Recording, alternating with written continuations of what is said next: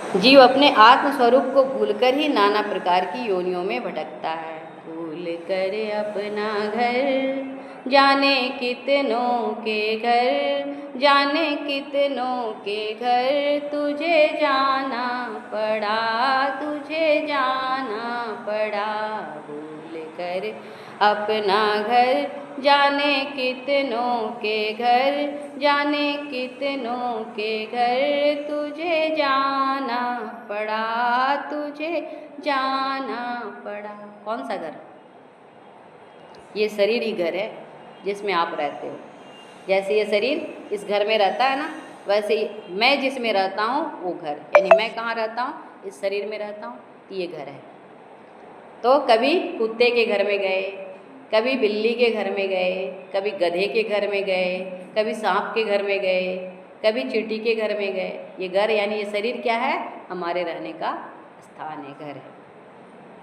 तो कहते जीव अपने आत्म स्वरूप को भूलकर ही नाना प्रकार की योनियों में भटकता है और माँ के घर में उल्टा लटकता है। कैसे रहता है बच्चा पता है? माँ के घर में सिर नीचे रहता है और पैर ऊपर रहता है।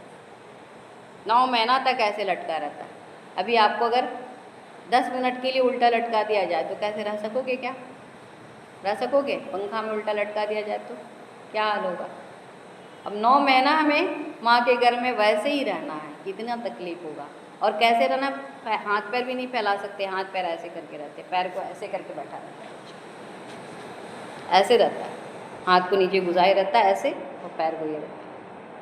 तो इतना कठिनता से वहाँ पे उस अंधेरे कोठरी में बच्चे रहते हैं। तो परमात्मा ने मनुष्य को सारे साधन दिए हैं, परंतु जीव ईश्वर का चिंतन नहीं करता। भगवान ने एक एक इंद्रियां ऐसी दी है जिसे लाखों रुपये खर्च करके भी नहीं खरीदा जा सकता।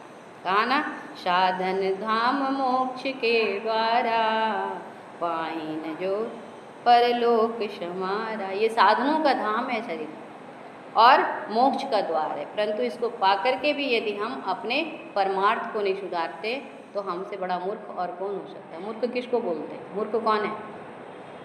मूर्ख कौन है? आप लोग बताइए, मूर्ख कौन है?